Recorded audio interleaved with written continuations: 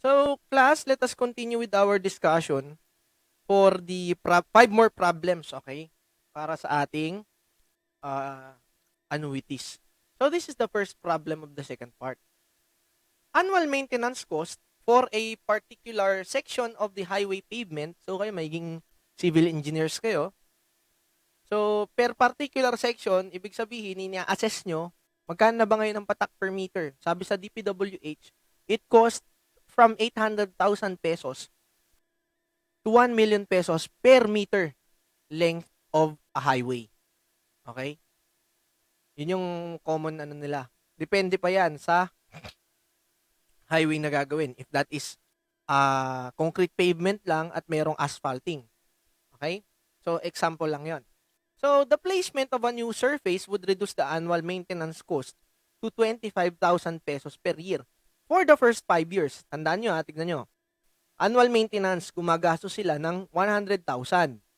So, kapag naglagay doon ng bagong surface, malay natin kung maglagay sila ng concrete plus merong mga additives, it would reduce the maintenance cost of 25,000 per year. So, yung 100,000 mo, okay, yan yung payments, okay, annual payments for the pavement, for the maintenance cost. Ibig sabihin, yung placement daw every year, placement ng bagong surface, every year mababawasan ka ng 25,000 on your expenditures. For the first 5 years, okay? And to 50,000 for the next 5 years ulit. Okay? The annual maintenance after 10 years would be again, babalik ka after 10 years ng 100,000 pesos. Okay? If maintenance costs are only the saving, what maximum investment can be justified for the new surface? We assume an actual interest rate of 4,000 pesos. Sir, very confusing yung problem. Actually not. Okay? For the first year, as you can see, for the first year, you are paying 100,000 pesos. And for the succeeding years, after that year, mababawasan ka na po ng 25,000 dun sa 100,000 na annual maintenance cost mo. And then after the 5th year, okay, for the next 5 years, yung 75,000 na yun, di ba, from 100,000, nabawasan ng 25,000. So, it became 75. And now, the running cost after 5 years would be 75,000 pesos annually. Now, mangyari is, after the term na nabawasan siya ng 25, and then after 5 years, 50,000 per year ang babayaran mo. Fixed rate. Okay? And then, after nun, maging 100,000, pero wala na sinabing definite time. Okay? For the first 5 year, and the second 5 years. Okay? Yun yung i-measure natin.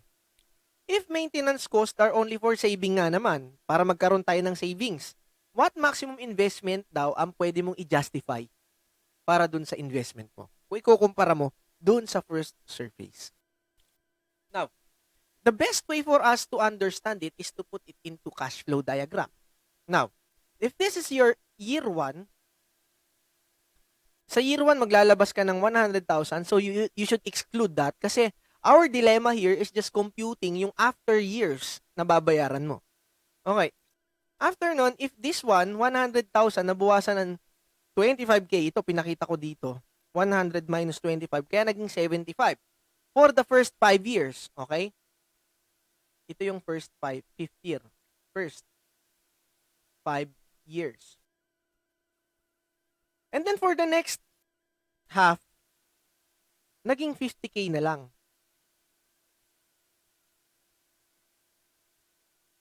Yung babayaran mo until it became 100,000. Siguro nagpalit na sila ng buong highway. Now, kung makikita nyo, we should ano yung magiging total investment mo for the new surface if you will put it up all in present works? Okay. You have a first payment there where the first 5 years, meron tayong 5. The next 5 years, meron tayong 5. Okay. The first amortization year will be A1, A1, A1, A1. where A1 is equal to 100K minus 25K for a total of 75K. Yan yung sa first half mo. Sa second half mo, binigyan ka ng amortization na 50,000 pesos. 50K. Oh. Now, ang hinahanap nyo dyan is the justification, or we should say, the present worth of the investment. Okay? Para ma-compute natin at ma-compare natin siya dun sa 100K na annual maintenance cost if we will put it into 10-year payment plan. Okay? So, meron kang total amortization dyan or total present worth dyan where it is composed of the first annual payments and the second annual payments or PA1 and then PA2. Oh, may nakita ka ba dyan, sir, na keyword? Okay? Meron pong keyword na binigay dito. The service would reduce the annual maintenance cost 25,000 per year for the first 5 years. Ibig sabihin, every end ng year. Every year end. Ibig sabihin, this is ordinary annuity. Okay? Now, in order for you to calculate,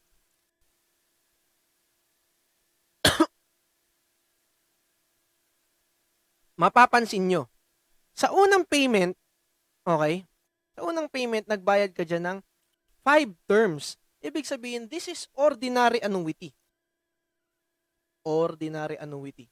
But, sa second payment, bago ka magbayad ng 50K, may napapansin ka ba?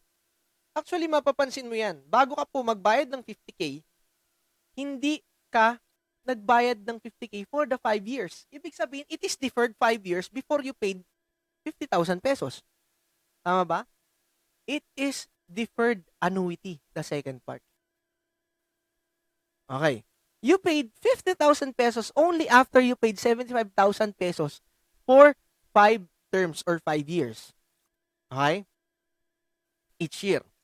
Ibig sabihin, yung 50,000 pesos na bayad mo for annual maintenance is deferred prior 5 years. Okay? So, the second half is simply ito, OA or ordinary annuity plus deferred annuity. Oh, going back, what is the formula for deferred annuity? Di ba sinabi ko that it is simply an ordinary annuity with a twist. Oh, OA, DA is equal to OA naman yan. Ang problema, nag-defer ka nga ng ilang taon. Okay, tignan mo ha.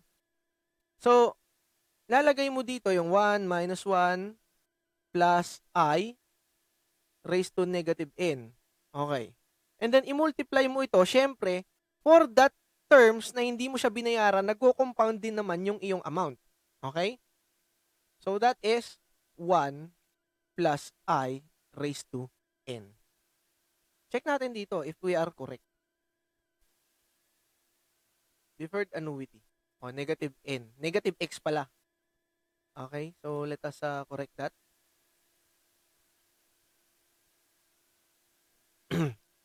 Yan. Negative x. Kasi yan yung number of deferred years. Lagay natin, para hindi tayo nalilito. Huwag nating n parehas.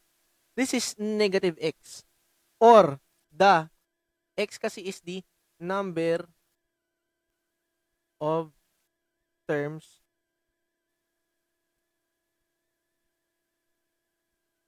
that the payment is deferred.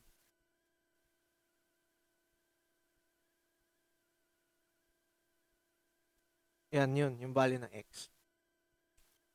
So, going back, the total present worth of your money or the maintenance cost is equal to yung ordinary annuity which is A1 over I multiplied to. Yung I dito is actual interest. Wala naman sinabing compounding dyan eh. Okay? And yung interest dyan for the first half and the second half, pareho lang. It applies to all.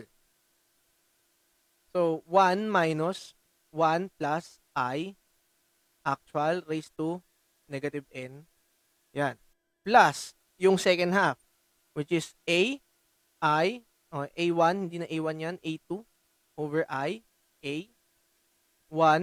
plus, hindi, 1 minus 1 plus I actual raised to negative n, and then don't forget to multiply it with the 1 plus IA raised to negative x. The number of terms it is deferred. Sir, meron po bang case na pwedeng yung second half magkaiba ng ng tawag dito, interest rate? Pwede i-specify yun sa problem. Okay? So this is solving natin. For the first half, you are paying 75,000. K na lang natin. Yung annual interest rate niya or the tawag dito, actual interest is 0.04. Tapos 1 minus 1 plus 0.04 raised to negative 5 plus pinabayad mo dito is 50K over IA, which is 0.04. 1 minus 1 plus 0.04 raised to negative n, which is negative 5, multiplied to 1 plus 0.04 raised to negative 5. Kasi 5 years din siya na-defer. So, we calculate the value for the present work. So, mahaba masyado yung calculation mo. Okay, what will you do? Ganito na lang. Store natin yung first value to A and yun yung second value to B. Unahin muna natin tong A. So, 75,000 divided by 0.04 kasi actual yan. Multiply to 1 minus 1.04 raised to negative 5. Store this value to A. And then yung second half, that is 50,000 divided by 0.04. Tapos multiply mo ng 1 minus 1.04 raised to negative 5. Multiply mo ng 1.04 raised to negative 5. The answer there will be B. Okay. So, we put this into value ni A. Itong first one, A. The second one into B. So, PT, or the present worth of your annuity, is equal to the value that is stored in A plus the value that is stored in B. So, the total price of the maintenance cost that is comparable to 100K for ordinary annuity. Tignan nyo ha. For savings to.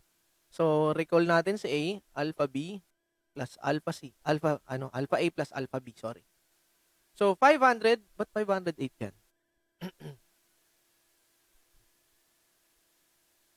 May nakalimutan ba akong pindutin? Let me just check again kung may nakalimutan akong pindutin. So, 75,000 divided by 0.04. Let me just check 1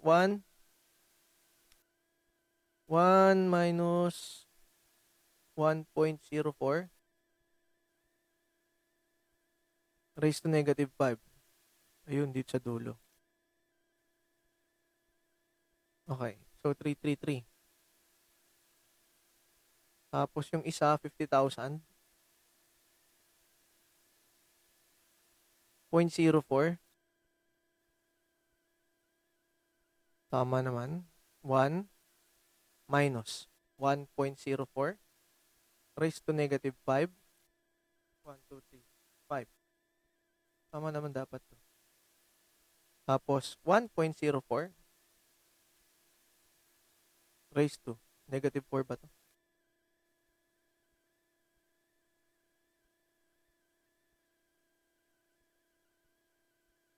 Ay, what 4? Sorry. 50,000. Sorry, 4 na pindot ko. 0.04 times 1 minus 1.04 raised to negative 5. Tapos 1.04 raised to negative 5. That is the number of deferred periods. Shift store natin kay B. Okay? Alpha A plus alpha B. The answer is 516. Ayun, tama na. 516, 516,840.35 pesos. That is the amount. Okay. So, that is for problem number 1. Very basic lang yan. Okay? Very basic. You just have to understand the problem. Okay? So, another problem. A house and lot is being sold at the payments. And the payments are on installment basis of 400,000 each year for 5 years. So, 400,000, babayad ka dyan for 5 years. If the payments are to be made at the beginning, yan na yung keyword, the beginning, o di annuity due, of each year, how much is the cash price of the property? Assume the money is worth 20% compounded annually, so this is nominal. Okay? So, at the beginning, annuity due, very basic, PA. Sir, hindi ko talaga alam yung annuity due. Okay lang, ordinary annuity pa rin naman yan. With the twist, okay? 1 minus 1 plus I. Nominal yung nakalagay dyan, denominal. Denominal din to. Negative N. Tapos, ang problema mo dyan, nakalimutan mo, di ba? Nagbayad ka kasi dito ng ordinary annuity, tapos meron ka pang annuity due. Yung annuity due is binayad mo na yung unang payment at the beginning. So, di minusan mo ng isa yung payment term. Okay? So, that is annuity due na. So, the present worth, kapag sinabi po na cash price of the property, this is present worth, hindi future worth. Okay? Present worth po yan. So, the present worth of your annuity is 400,000. Okay? Nagbayad ka na upfront. 400,000. 400K ko na lang para hindi na tayo maraming isusulat. Plus, 400K divided by yung nominal interest, that is 20% compounded annually. Di 0.2 multiplied to 1 minus 1 plus IN, that is 0.2 raised to negative. Ilan yan? Ilan taon yung nen dyan? 5 years minus 1. So, the present worth or the cash price of your house is, factor out mo na lang si 400,000. You factor it out kasi the same naman eh. Tapos, i-multiply mo na lang ng 1 minus 1.02. 1.2 raised to negative 4 divided by 0.2. The answer there will be the cash price of the money. Ba't hindi natin nakuha? Kulang tayo ng, nakalimutan natin pindutin yung plus 1. Kasi pinactor out pala natin. 1 plus. Ayan. So, the value now for the cash price of the house is exactly 1,435,493 and 83 cents. Yan po yung cash price of the house that you will buy today. Okay? Napaka-pricey pala magpabahay ngayon, no? Mahirap magpamilya at mag-asawa. Ang mahal ng bahay. Tapos, ang sahod mo is 17,000, you will be offered 22,000. Siguro kuba ka na bago ka pa makakuha ng bahay. 'Di ba? Baon ka na sa utang bago ka pa makakuha ng maiging bahay mo. Maliban na lang kung mayaman si mama at papa, pamanahan ka ng mansyones. Okay? Or nag-iisang anak ka, di ikaw talaga magmamana ng inyong kayamanan. Napakalaki ng ibang tao, no? Kung iisipin nyo, sila, hindi nila kailangan na magpakahirap katulad nating mga simpleng manggagawa para magkaroon ng magandang buhay. 'Di ba? Some of them are born with silver spoons on their platter. 'Di ba?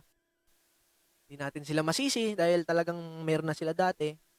Pero hindi natin maiwasan na tayo ay magdamdam at medyo mainggit sa kanila, 'di ba? Mali ang mainggit. Tama? Hindi katulad ng iba diyan, 'di ba?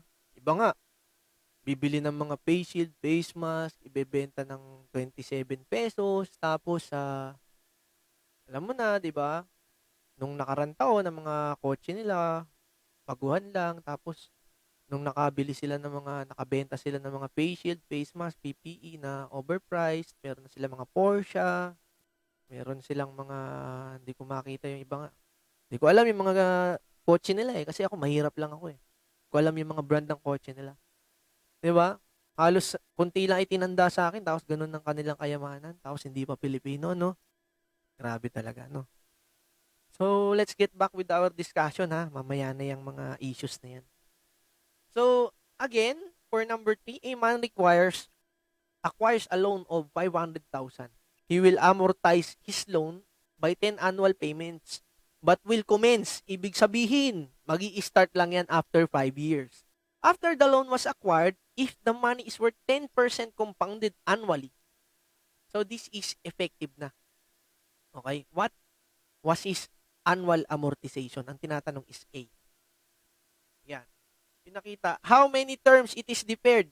It will be, it will commence just 5 years. So, dito, every after So, 1, deferred period natin, 1, 2, 3, 4. So, 5 years, hindi siya counted kasi dito na siya magsisimula. So, ibig sabihin, the deferred period is 4 years. Okay? And the money is worth 10%. So, 10 annual payments. Okay? 10 annual payments ang gagawin niya. So, after 5 years, 10 beses siya magbabayad. Okay? Anong kinukuha niya dyan? Anong kinukuha niya? Ang kinukuha niya is the value of amortization every year for 10 years. So, this is a problem of deferred annuity. Now, in order to solve it, i-translate natin lahat ng value niya into present worth. Okay? Ngayon, yung present worth of the deferred annuity. Sir, hindi ko alam yan eh. Medyo mahina ako dyan, sir eh. O para rin naman to ordinary annuity. Saan part dyan? Itong part na to, ordinary annuity lang yan eh. Diba? O di A over I multiply to 1 minus 1 plus I raised to negative N. Ang problema mo dyan, diba? Ang problema mo dito, ordinary annuity to, kaya lang meron kang deferred period. Pero yung deferred period na yun, lumalaki pa rin yung money mo. Okay? So, 1 plus I raised to negative X. So, ang hinahanap natin dito is A. So, reform natin yung equation. A is equal to PA ng annuity multiplied to I, yung effective rate, divided by 1 minus 1 plus I raised to negative N. You multiply it with 1 plus I raised to negative X.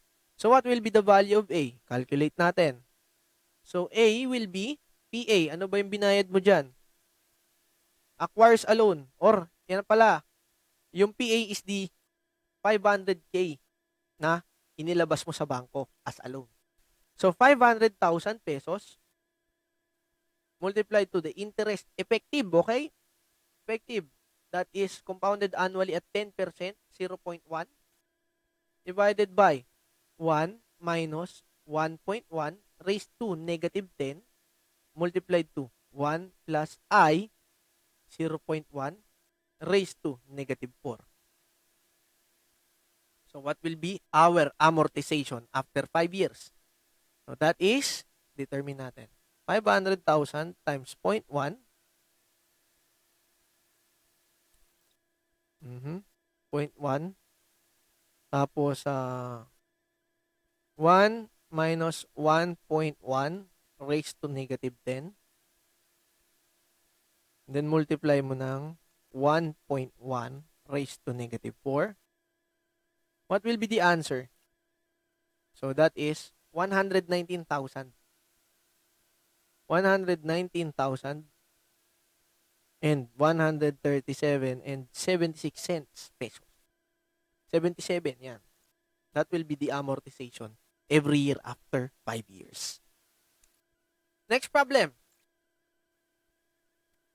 The next problem here is, how much money must you invest today in order to withdraw 100 Hindi, 1,000 pesos per year for 10 years. If the interest rate is 12%. Sorry, wala akong salamin ha. So, ang binigay dito, the rate of interest is 12%. So, actual to. Wala siyang sinabing compound eh. 12%. 12% ang interest mo dyan. You have 12% interest. So, ordinary ba yan? Deferred? Or annuity due? Wala sinabi sa problem. So, we should assume this one is ordinary annuity. And for the ordinary annuity, the present worth of the money ang hinahanap natin. Bakit? How much money must you invest para makakuha ka ng 1,000 sa bangko kada taon. So you have PAI 1 minus 1 plus I raised to negative n. Yung negative n mo dyan is 10 years. So this is 1,000 divided by actual rate of interest, 0.12. 1 minus 1 plus 0.12 raised to negative 10. So the value of your money that you should invest today in order for you to withdraw 1,000 kada buwan, kada taon, for 10 years, is 1,000. Tapos 0.12. 1 minus 1 plus, 1.12 na lang para mabilis na. Raised to negative 10. So you should invest or put into bank an amount of 5,650 pesos today. Okay? Para makapag-withdraw ka ng 1,000 pesos every year. Kung nga in-invest ko yan, 5,650. So every year, nababawasan ko ng 1,000 pero kumikita pa rin niya at lumolobo. So for 10 years, pwede akong mag-withdraw ng 1,000 hanggat sa mag-deplete yung fund ko. Okay? Ganun po yun. So, the last one. Okay? House. Pangatlo na ba yan? House and lot, annual. Okay? 1, 2, 3, 4, 5. So, the final problem for the second part.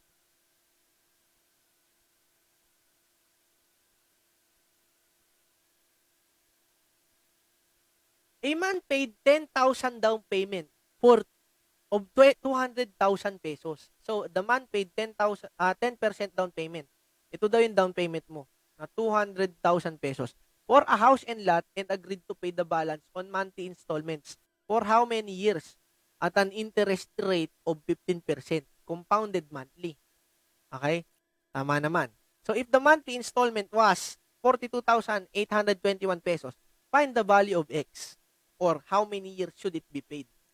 So, ang bahay mo, di ba? Cash price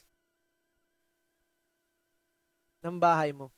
Nagbayad ka nung down payment plus balance. Okay? Yung balance mo, diyan napapasok yung annuities or amortization.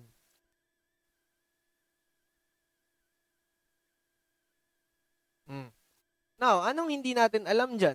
Hindi mo alam yung ilang monthly installment ang babayaran mo. Now, yung cash price mo, binigay na mismo dyan para makuha mo yung present worth niya. Actually, yung cash price mo dito is the present worth of the annuity. Okay? The cash price. Hindi. What I mean is, ang babayaran mo dyan yung balance for annuity. Hindi yan cash price, okay? Yung cash price, hindi yan PT, sorry. That is just the cash price. So, kung 10% is 200,000 pesos, paano malalaman yung iyong balance pa?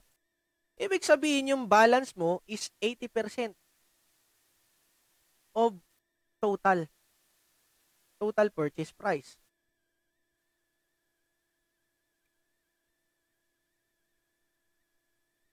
%80 na lang yung balance mo. If 200,000 is just 10%, okay? Ibig sabihin, the total cost or the cash price now is equal to 200,000 pesos divided by 0.1. Okay. That is 10%, okay? 10% yan. Divide mo na lang nung percentage niya. So, 200,000 divided by 0.1. So, the total cash price is 2 million pesos.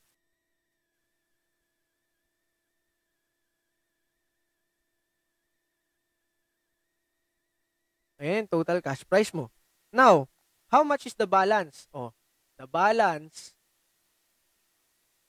is actually yung babayaran mo na annuity. And that is the present worth of the annuity. PT. So, 2 million, 2M minus 200K. So, the balance will be 1.8 million pesos na lang.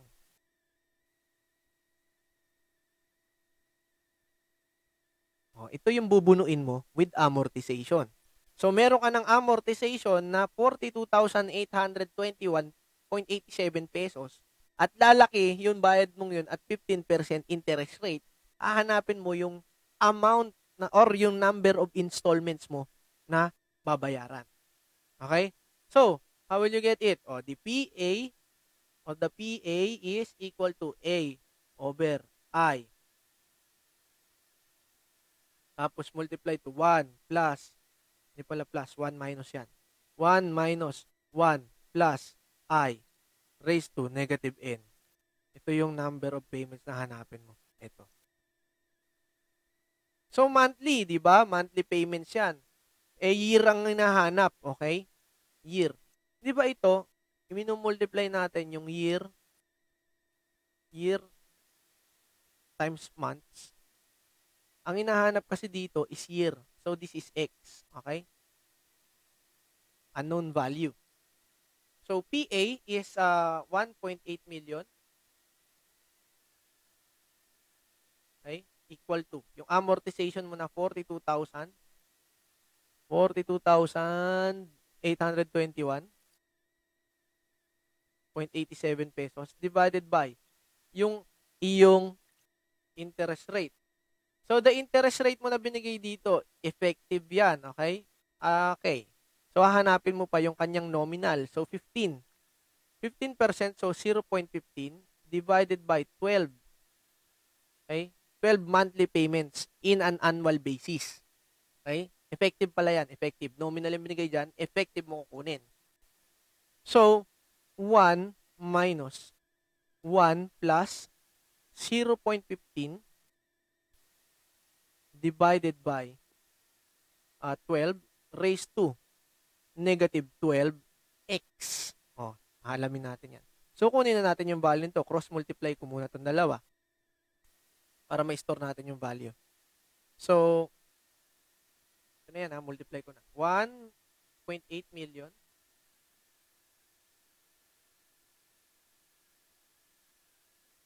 multiplied to 0.15 divide by 12 divide by 42,821.87 equal to 1 minus 1 plus itong 15 divide by 12, ano yun na nga natin to?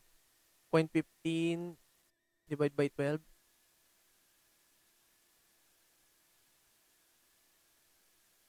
So that is 1 over 80 o 0.0125. 0.125 raised to negative 12x. Ayan. So, pwede natin kunin yung value nito. Simplify ko na to. So, 1.8 million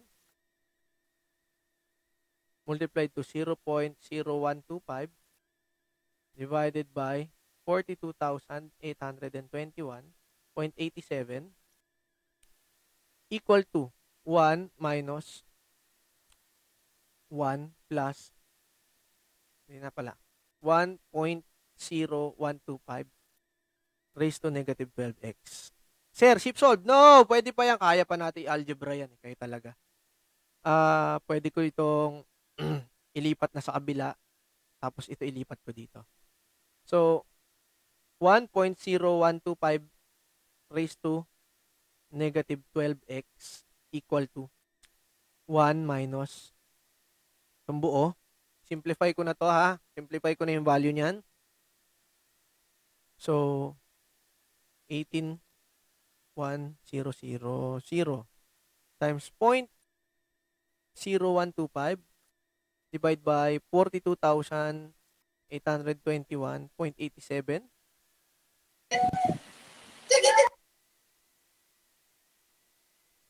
So, this is the value.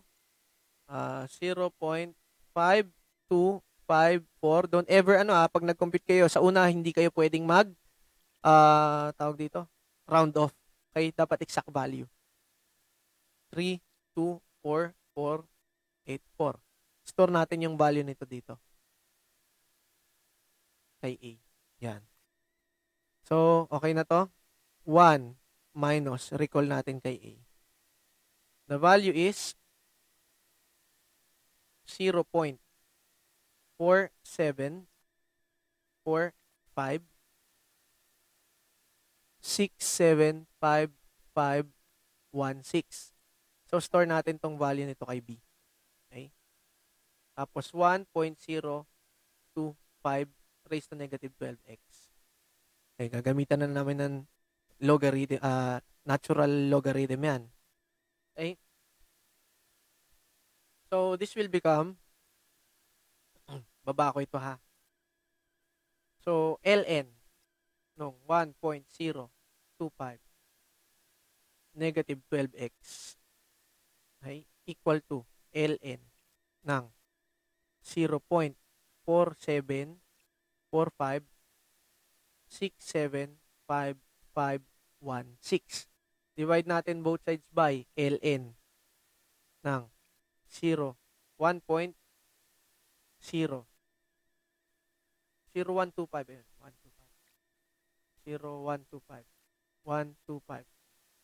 So we can get the value of x, okay? Divide ko na rin ng negative 12.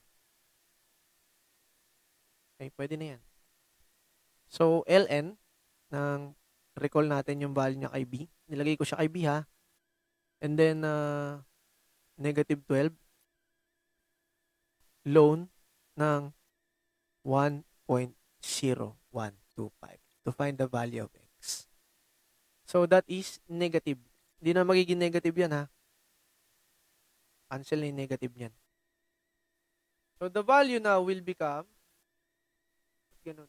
Parang may mali ako dito.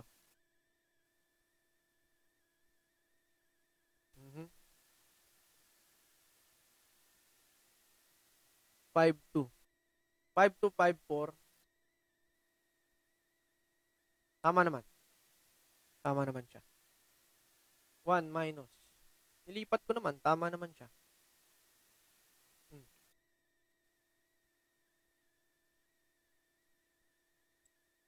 Saan ako nagkamali dyan?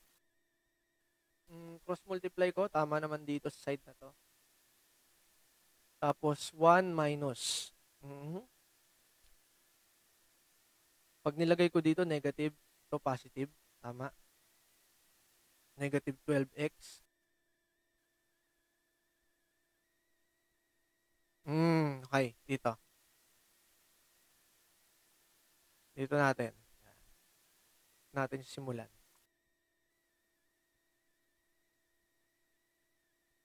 Excuse me. So, pwede ko itong reciprocal. So, 1 over 1.0125 raised to 12x equal to 0.4745675516.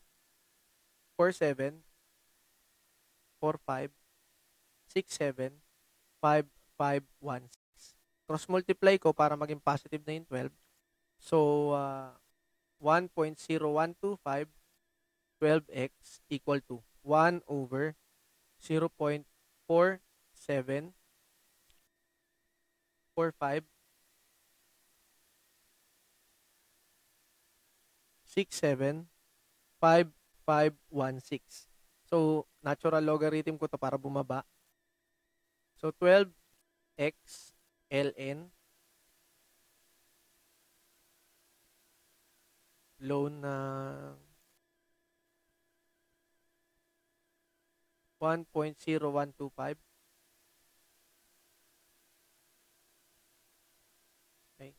Simplify ko muna to 1 divided by, recall natin yung value ni B.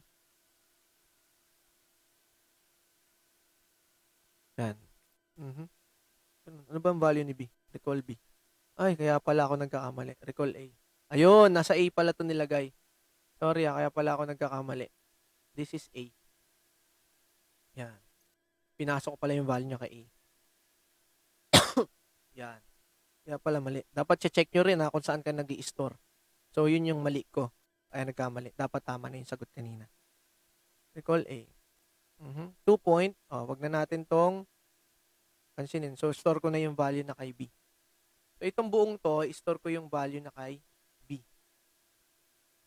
So, burahin ko lang to.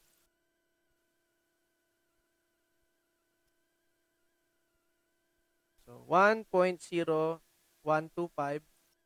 raised to 12x equal to 2.107181.573.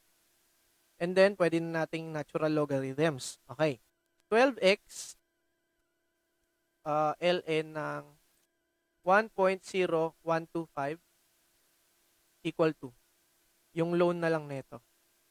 2.107181.573. So, konting minuto na lang matatapos na tayo. And then, divide mo both sides by 12 ln ng 1.0125. So, yan na yan. Final na to. Okay? So, alpha B divided by, i-loan natin to. Natural logarithm yan. 12 tapos loan ng 1.0125. Okay.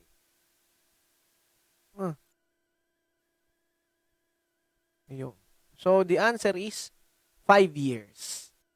So, X is 5 years ang payment mo. 5 years it will run. I-multiply mo ng 12, so 60 amortization payments. And I think that will suffice for the meeting today. So, see you next meeting. Have a nice day. Bye-bye.